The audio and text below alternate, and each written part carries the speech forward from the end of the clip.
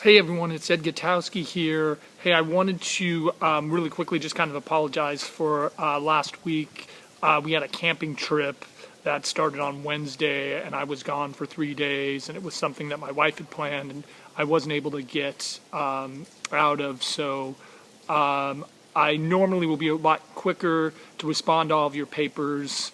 But this is just the 1 week where we had some things planned. So I will try to get all of your papers graded and everything graded before, as quick as I can. I'm aiming to get them done by Tuesday.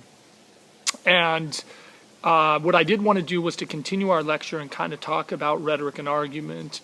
And I have looked at some of the discussion boards on rhetoric and argument and love the direction that class is going, right? Students have some great ideas on how to define rhetoric. And as of week 2, I am still going to define rhetoric as words that are used to mislead, deceive, and con people. And I noticed that some students in the discussion board like to use the word persuade. So in the next couple of weeks, we'll kind of really talk about, is rhetoric indeed the ability to persuade? But what I wanted to do in this lecture was to add to our next step of understanding how rhetoric and argument works. And so there are 3 things that rhetoric and argument always use. Rhetoric and argument always uses 3 things: logos, pathos, and ethos. And I think it's important to talk about these 3 terms. Now, sometimes in a class I can get students who have no idea what these terms mean, and other times I've had students who are familiar with these terms. So if you have no idea what these terms are, and let me break them down for you, you're in the right spot. And if you've heard these terms, well, then this is kind of just a quick review. Generally, when I have a ground class, what I'll do is I'll write these 3 terms on the board: logos, pathos, ethos, and ask students to define what they think these terms mean just by looking at the word or by hearing the word.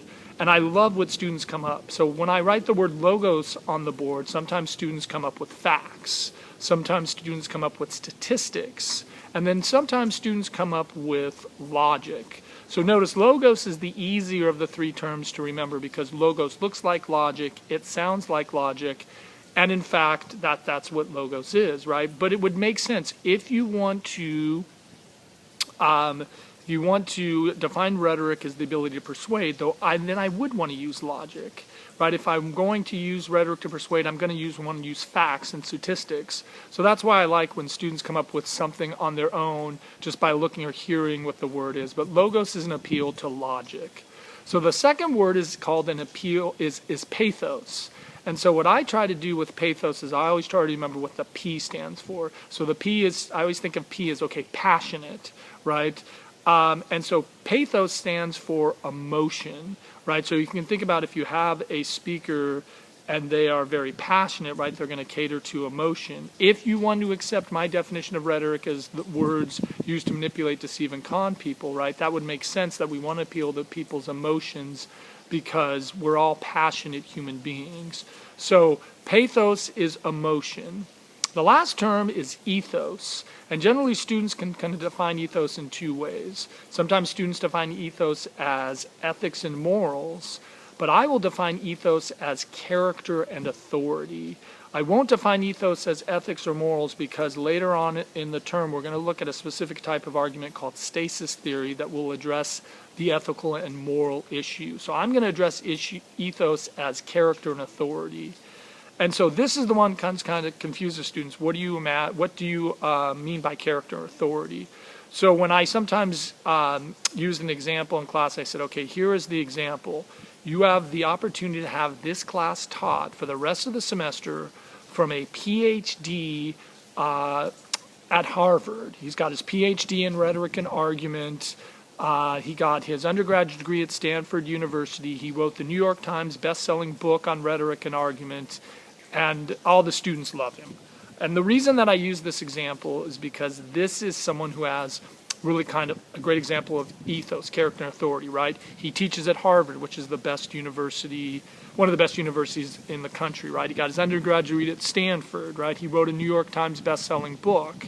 And so I kind of use this as someone who has very high ethos. But it's funny when I present that situation the students, they have a different perspective of someone who teaches at Harvard. Their character means something different. Sometimes someone thinks that someone who teaches at Harvard is going to be hard, or they're going to be boring, or they're going to be arrogant, right?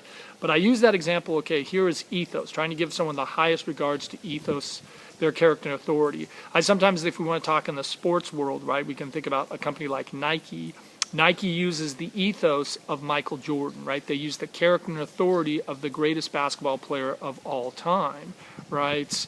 And in the end, you can think about, why does Michael Jordan wear Nikes? Well, because they pay him, right? But in the end, right, they use his ethos, his character and authority as the greatest basketball player of all time to sell their product. So I just want you to think about now rhetoric and argument using logos, which is an appeal to logic, pathos, which is an appeal to emotion, remembering that P stands for passion, and then ethos is character or authority. There's a second video you can watch, and then there's a simple discussion board question, and then next week we'll kind of get into looking at how rhetoric and argument use logical fallacies.